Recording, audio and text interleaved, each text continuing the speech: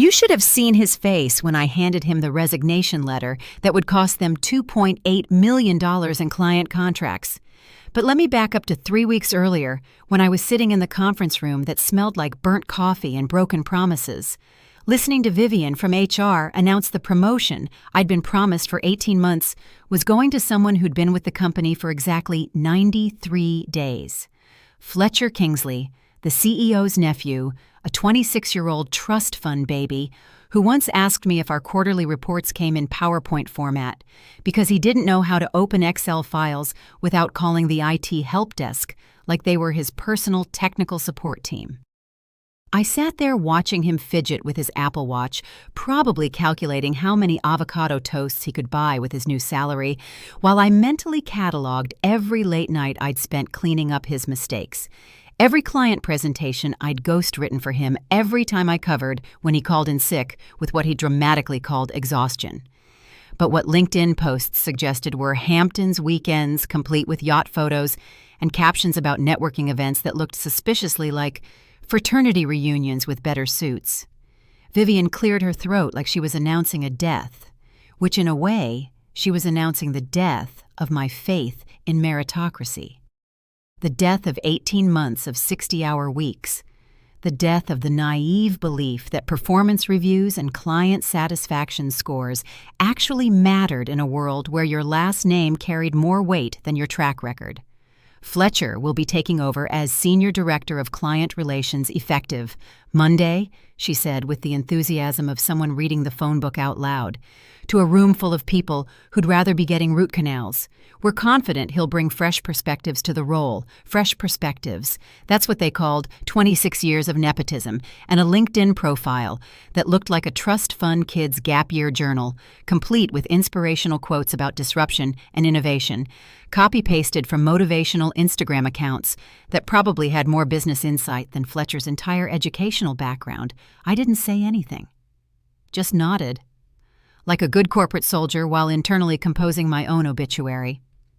Here lies someone who believed hard work mattered, buried under a pile of networking events and family connections survived by a stack of performance reviews that apparently meant less than sharing DNA with corner office executives, and a client retention rate that would make industry veterans weep with envy. But here's the thing about being overlooked for so long, you become invisible.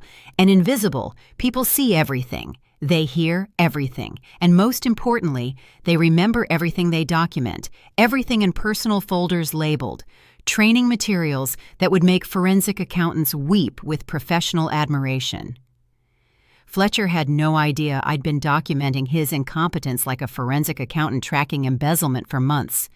I'd been quietly building a file, not because I planned this moment, but because his spectacular failures were too entertaining not to preserve like a digital museum of corporate nepotism, complete with timestamps, email chains, and recorded client conversations that painted a picture of incompetence so vivid you could frame it and hang it in business schools as a cautionary tale.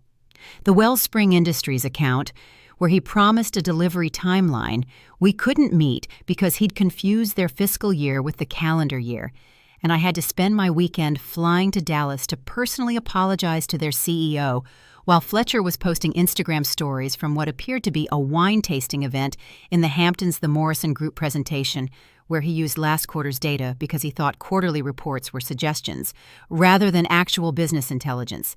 And I caught it 30 minutes before we walked into the boardroom, saving us from what would have been a humiliation so complete it might have ended up as a case study in business school. Textbooks about how not to manage client relationships, the Henderson contract where he accidentally CC'd our competitor on the pricing strategy, email because he thought BCC meant business carbon copy, and I had to draft a legal brief explaining why we weren't liable for corporate espionage, while Fletcher apparently spent the day Googling what BCC actually meant, and whether his mistake qualified as a resume-ending event. Every save, every cover, every midnight email I sent to clients, apologizing for Fletcher's creative interpretation of deadlines and his innovative approach to contract terms, all of it sitting in a folder on my personal drive labeled training materials. But really, it was an arsenal of documented incompetence, and I'd just been handed the declaration of war that would justify deploying every single weapon in my professional collection. That night, I went home to my studio apartment that cost more than Fletcher's monthly car payment, even though his car cost more than most people's annual salaries, and opened a bottle of wine that had been aging longer than his professional career, which wasn't saying much since his professional career could be measured in months rather than years. I spread my laptop screen with job listings, not because I was desperate, but because I wanted to see what my options looked like when I wasn't shackled to a company that valued bloodlines over bottom lines, and apparently thought that MBA degrees were less impressive than birth certificates, signed by people who'd never worked a day in their lives.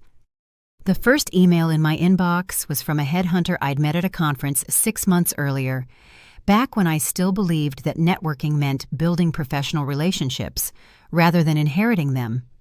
Subject line: Saw the news about your promotion. Oh, wait, that was someone else, wasn't it? The passive aggression was so perfectly crafted, I had to admire the artistry, even while laughing once, sharp and bitter at the accuracy of her observation. Then I typed back, "You heard correctly. Apparently 18 months of client retention and revenue growth can't compete with sharing DNA with the corner office and a last name that opens more doors than actual qualifications." Within 30 minutes, she'd called me directly, her voice cutting through my wine-induced haze like a scalpel through corporate bureaucracy. "I've got 3 companies fighting over someone with your track record," she said. And the emphasis on track record felt like a gentle jab at companies that didn't seem to understand what that phrase meant. One of them just lost their biggest client because their senior director couldn't tell the difference between net and gross profit margins. Sound familiar? The familiarity was so accurate, it was almost supernatural. I sat up straighter, suddenly very sober despite the wine. "How familiar exactly?" I asked, even though I was pretty sure I already knew the answer. She paused dramatically. "Let's just say they're willing to offer significantly more than what Fletcher's making, plus equity, plus a signing bonus that would make your current CEO weep into his trust fund and wonder why he can't just buy competent employees the way he apparently buys everything else, including his son's career advancement." The first offer came in Thursday morning while I was sitting in the break room watching Fletcher struggle to work the espresso machine like it required a mechanical engineering degree and a federal permit to operate machinery that had literally 2 buttons and a water reservoir that even a reasonably intelligent golden retriever could probably figure out. With minimal instruction, the email was from Pinnacle Strategic, a consulting firm that specialized in exactly the kind of high-end client relationships I'd been managing for years, while Fletcher had been managing to show up most days, and occasionally answer emails that didn't require him to understand what the clients actually did for a living. The salary was 40% higher than what Fletcher was making.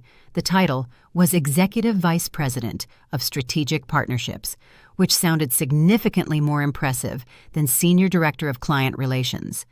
And the signing bonus was more money than I'd seen in one place since my student loan disbursement back when I still believed in things like fair hiring practices and the naive notion that merit actually mattered in corporate America. I didn't respond immediately.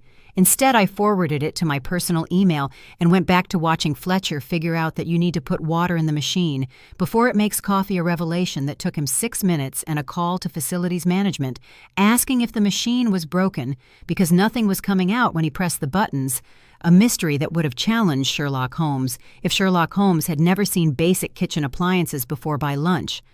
I had 2 more offers, one from a boutique firm that worked exclusively with Fortune 500 companies, and another from a startup that was scaling so fast they needed someone who could build client relationships from scratch, rather than inherit them from family connections and then systematically destroy them through a combination of ignorance and arrogance. Both offers came with titles that would make Fletcher's new position look like a summer internship at a lemonade stand. Both came with equity packages that could fund a small country's educational system, and both came with immediate start dates, because apparently the market for competent client relationship managers wasn't as saturated as Vivian from HR seemed to think when she announced promotions based on genealogy rather than ability. But the best part, the truly beautiful part, was what happened when I started making calls to my current clients, not to poach them. That would be unprofessional and probably illegal, but to let them know about my transition timeline and ensure smooth handovers, because I'm nothing if not thorough in my professional responsibilities, even when my professional responsibilities included training my own replacement, who happened to be someone whose greatest qualification was emerging from the correct birth canal Marcus Chen. From Wellspring Industries, the account Fletcher had nearly destroyed with his creative approach to project management, and his innovative interpretation of contract deadlines, was the first to call me back within 20 minutes of my transition. "Notification email, you're leaving," he said. Like I'd just announced I was moving to Mars, or joining a traveling circus, or doing something equally incomprehensible. After Fletcher almost cost us that product launch, I figured you'd be the one getting promoted, not him, especially since you're the one who actually understands our business model and our industry challenges and basic concepts like fiscal quarters and delivery schedules. I made non-committal sounds about new opportunities and career growth, but Marcus wasn't buying the corporate speak. "Look," he said, and I could hear the frustration in his voice. "I don't know where you're going, but when you get there, send me your contact information. Wellspring has been thinking about switching consulting firms anyway. The market's too competitive to work with anyone who doesn't understand our industry. And frankly, Fletcher doesn't understand much of anything, including but not limited to our business model, our competitive landscape, our client base, our regulatory environment, and apparently the basic concept of showing up to meetings prepared with actual information rather than generic consulting buzzwords." The second call was from Diana Torres at Morrison Group. Same conversation, different client, different horror stories about Fletcher's approach to account management. When she heard I was leaving, she actually laughed. Not a polite business laugh, a full-throated expression of disbelief and what sounded like relief mixed with panic. "They promoted Fletcher," she said, like I'd told her the company had decided to use magic 8 balls for strategic planning or hire consultants based on astrological compatibility. Rather than professional competence, that kid couldn't manage his way out of a paper bag, let alone handle our account, which requires someone who understands the difference between quarterly projections and quarterly suggestions tell you what wherever you land will follow our contracts up for renewal in 3 months anyway. And honestly, we've been looking for an excuse to work with a firm that actually reads our emails before responding to them. By the end of the week, I had 6 client contacts asking for my future information. 3 more job offers, including one that came with a corner office and a company car, and one very interesting phone call from Helena Voss, the founder and CEO of Meridian Consulting. A woman whose reputation in the industry preceded her, like a legendary figure from consulting folklore. Helena had a reputation for stealing top talent from bigger firms and building boutique practices around individual expertise rather than family trees. She was also known for paying her people like they were worth something more than their ability to show up and breathe and occasionally answer emails, which in my current environment felt revolutionary, like discovering fire or indoor plumbing or basic human decency in corporate hiring practices. "We should meet," she said, like she was stating a fact rather than making a suggestion, and her confidence was the kind that comes from actually knowing what you're talking about rather than inheriting your position from relatives. "I'm opening a new division focused on enterprise client retention, and I need someone who understands that relationships aren't built on PowerPoint presentations and trust fund connections, but on actual competence and industry knowledge, and the revolutionary concept of understanding what your clients actually do for a living." The offer she made over lunch at a restaurant where the waitstaff actually knew what they were doing and didn't need to call their manager to explain basic menu items wasn't just competitive, it was insulting to every other offer I'd received because it was so much better equity. Partnership track office budget for client entertainment that exceeded Fletcher's annual salary, and one detail that made me smile like a shark tasting blood. A non-compete clause that specifically exempted any clients I brought from my previous firm. Because Helena had done her homework, she knew exactly which accounts would follow me, and she knew their combined value was enough to make my current company's quarterly earnings look like a lemonade stand run by financially illiterate children. The resignation letter was a work of art. 2 paragraphs of professional courtesy, followed by my official last day, 4 weeks' notice because I wanted to watch Fletcher try to manage my client load without me there to catch him when he inevitably face-planted into the quarterly projections and discovered that client management required more than just showing up and hoping that charm could substitute for competence. I handed it to Vivian on a Tuesday morning when Fletcher was at what he called a strategic planning session. But what his Instagram story revealed was a boozy brunch with other trust fund babies who'd somehow convinced their families they were entrepreneurs, disrupting industries they'd never worked in and solving problems they'd never encountered. Vivian read it twice, then looked at me like I'd just announced I was joining a cult or starting a revolution or doing something equally threatening to the established order of nepotism and inherited mediocrity. "This is very sudden," she said in that tone HR people use when they're trying to sound concerned, but really just want to cover their legal bases and make sure nothing they're about to say ends up in a wrongful termination lawsuit.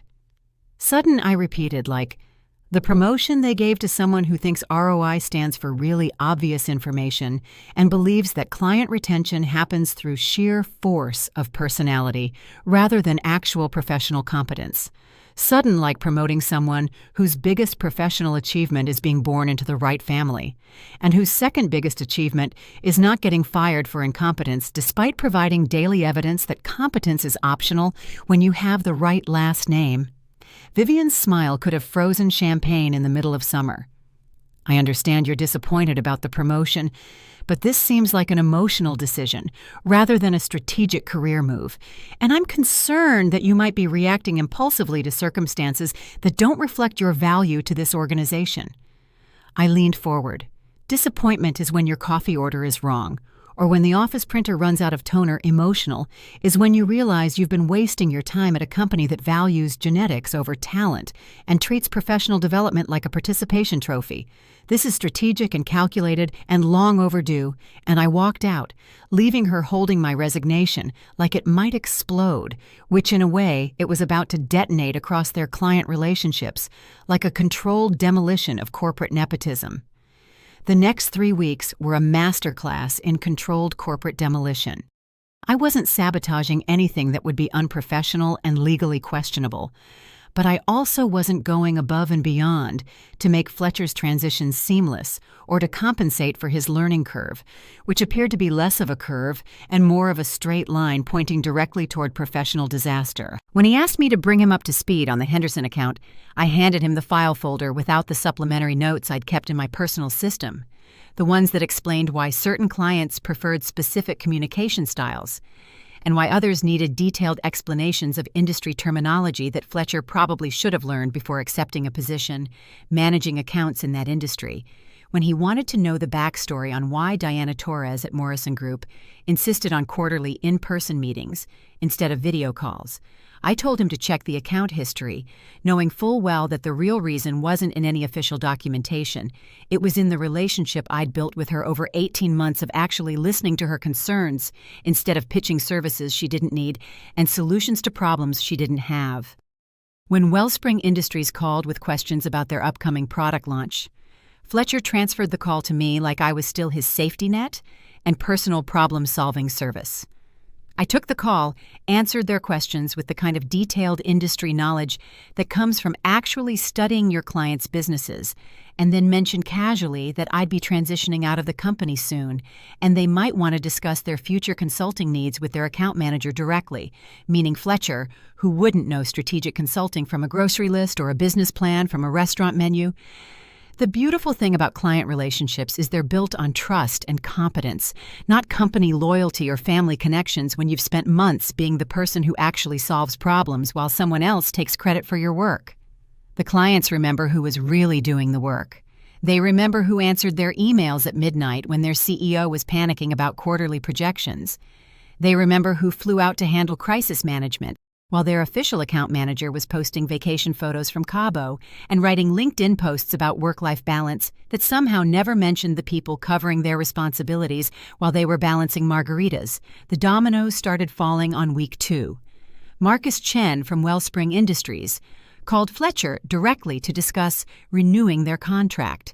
Apparently optimistic that Fletcher might have learned something about their business during his tenure as their account manager, Fletcher apparently told him they'd need to restructure their pricing because the current model wasn't sustainable for the company's growth trajectory, which would have been reasonable advice if he'd understood their business model or their profit margins, or basically anything about why they'd hired us in the first place, or what sustainable growth actually meant in their industry context. Marcus called me an hour later.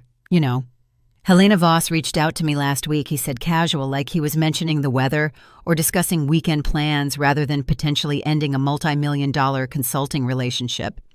She mentioned you might be joining her team and that Meridian Consulting specializes in the kind of strategic partnership we've been looking for. I made appropriate sounds about confidentiality and transition periods, but Marcus wasn't interested in corporate theater or professional courtesy. Look, I've worked with Fletcher for exactly 3 meetings, and I've worked with you for 18 months. I know who actually understands our business, and I know who shows up prepared, and I know who can explain industry terminology without consulting Google mid-conversation. So when your non-compete period ends, or whatever corporate nonsense you have to deal with, give me a call. Because Wellspring isn't interested in paying consulting fees to subsidize someone's nepotism experiment. Diana Torres was more direct when Fletcher tried to schedule a strategic review meeting for Morrison Group. She told him flat out that they'd be evaluating all their vendor relationships over the next quarter and wouldn't be committing to any long-term contracts until they were confident in the continuity of service and the competence of their account management team, which was business speak for, "We don't trust you to manage a lemonade stand, let alone our multi-million-dollar account." Fletcher probably thought he was being diplomatic when he mentioned that client relationships were transitional and that Morrison Group would benefit from fresh perspectives and new approaches to strategic consulting. Diana's response was to politely thank him for his time and then call me directly to discuss Meridian Consulting's approach to enterprise client retention and their philosophy of hiring based on competence rather than family connections. The third domino was Henderson Industries, whose contract renewal meeting Fletcher had been preparing for, like it was a final exam at a school he'd never attended, and for a subject he'd never studied. I'd offered to brief him on their specific requirements, their industry challenges, their competitive landscape, their regulatory environment, their client base, their business model, and their expectations for consulting partnerships. He'd waved me off with the confidence of someone who'd never faced actual consequences for his incompetence, and apparently believed that charm and family connections could substitute for preparation and knowledge. He walked into that meeting with a generic presentation about leveraging synergies and optimizing deliverables, the kind of consultant word salad that sounds impressive to people who don't know what they're talking about, but transparent as glass to people who actually understand business strategy. Henderson's CFO apparently sat through 20 minutes of Fletcher explaining how they could revolutionize their business processes before politely asking if he understood what their company actually did, or what industry they operated in, or what challenges they faced. Fletcher's response, according to the CFO who called me afterward, was to suggest they schedule a discovery session to align on strategic objectives, which is consultant. Speak for, I have no idea what you do, but I'm confident I can help you do it better, despite having no knowledge of your business, your industry, or your challenges. Henderson terminated their contract the following week, cited concerns about consulting firm stability and account management continuity, and the fundamental requirement that their consultants understand basic industry concepts. They signed with Meridian Consulting 3 days later, specifically requesting me as their primary strategic partner and praising Helena's approach to hiring qualified professionals rather than qualified relatives. But the crown jewel, the piece de resistance, the moment that turned my quiet professional exit into corporate legend, happened during my final week. Vivian from HR called me into her office, not for an exit interview, but for what she called a transition discussion, which sounded ominous enough to make me bring my personal notebook, the one where I kept records of every conversation, every email, every meeting that might become legally relevant. She started with pleasantries. How was my transition going? Did I need any assistance with final projects? Was there anything the company could do to improve my remaining time? All very professional, very by the book, very designed to make me think this was routine administrative work rather than an ambush disguised as concern. Then she shifted her tone, leaned forward with the kind of serious expression that usually preceded either a promotion or a lawsuit. "I need to ask you about your client communications," she said, like she was investigating a crime or uncovering a conspiracy. "We've had some concerns raised about the appropriateness of your transition discussions and whether you've been maintaining professional boundaries during your notice period." "Concerns," I repeated. "What kind of concerns exactly? And from whom we've received feedback that you may have been discouraging client renewals or suggesting they consider alternative service providers, which would violate your employment agreement and your professional obligations to this company." I stared at her for a long moment, letting the accusation hang in the air like smoke from a dumpster fire. Then I opened my notebook and flipped to a page I'd been saving for exactly this moment. "These concerns," I said, reading from my notes, "would they be coming from someone who recently lost 3 major client contracts in 2 weeks? Someone who might be looking for explanations that don't involve his own competence, or his complete lack of industry knowledge, or his apparent belief that client management requires nothing more than showing up and hoping for the best?" Vivian's professional mask slipped just enough for me to see the panic underneath. "We're not here to discuss Fletcher's performance. We're here to discuss yours and any potential violations of your professional responsibilities." "Perfect," I said, closing my notebook. "Then let's discuss my performance. Let's discuss 18 months of client retention rates above industry standards. Let's discuss revenue growth that exceeded projections every single quarter.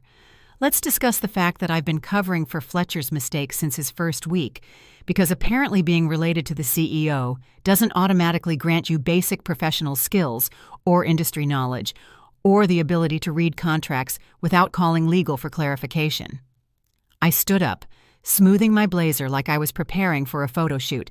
"And let's discuss the fact that you're accusing me of unprofessional conduct because 3 clients decided they'd rather work with someone who actually understands their business, instead of someone whose greatest professional achievement is having the right last name and whose second greatest achievement is not getting fired for incompetence, despite daily evidence that he's completely unqualified for his position." I walked toward the door, then paused, hand on the handle. "Oh, and Vivian. When Henderson Industries calls tomorrow to officially terminate their remaining projects, you might want to have Fletcher explain to the CEO how he managed to lose a $2.8 million client by suggesting they needed help figuring out what their own company does, and why their business model might benefit from revolutionary improvements suggested by someone who'd never heard of their industry before last week." I left her office and walked straight to my desk, where I found Fletcher waiting with the kind of panicked expression usually reserved for people who just realized they'd sent a love letter to their grandmother instead of their girlfriend, or discovered that their trust fund wasn't actually infinite. He was holding a printout of what appeared to be an email thread, probably between Henderson Industries and our CEO, explaining exactly why they were terminating their contract and requesting a full refund of fees paid for consulting services they deemed unprofessional and inadequate. "We need to talk," he said, like we were old friends about to discuss weekend plans, rather than the systematic destruction of his professional reputation and the company's client relationships about what I said. Packing my personal items into a box that used to hold printer paper and now held the remnants of 18 months of professional dedication that apparently meant less than family connections about how you've been sabotaging my client relationships, he said, voice cracking like a teenager whose parents just found his browser history and discovered his complete lack of judgment. "Sabotaging," I repeated slowly, like I was trying to understand a foreign language or a concept so fundamentally flawed it defied comprehension. "Fletcher, I've been doing exactly what I've always done, answering client questions, providing strategic guidance, and maintaining the professional relationships I've built over 18 months. The fact that those clients are questioning their service agreements has nothing to do with sabotage, and everything to do with their growing awareness that consulting quality matters more than consulting pedigree." He stared at me like I just explained quantum physics, using interpretive dance. "This is about the promotion, isn't it?" he said finally. You're angry that I got the position you wanted, and now you're trying to destroy the company out of spite and petty revenge, I laughed. Not the polite professional chuckle you use in meetings, but the kind of laugh that comes from the bottom of your soul when someone accidentally reveals they understand absolutely nothing about anything. Fletcher. This isn't about anger. This isn't about spite. This isn't even about you. This is about the fact that our clients are smart enough to recognize competence when they see it, and experienced enough to know when they're not getting it, and professional enough to expect their consultants to understand basic industry concepts. I picked up my box of personal items, the coffee mug from the 2019 company retreat, the little succulent that somehow survived 3 office relocations, the framed certificate from my MBA program that apparently meant less than Fletcher's birth certificate.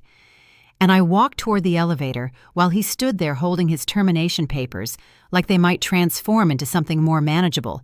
If he stared at them long enough, the elevator doors opened, and Helena Voss stepped out, wearing a smile that could have powered a small city.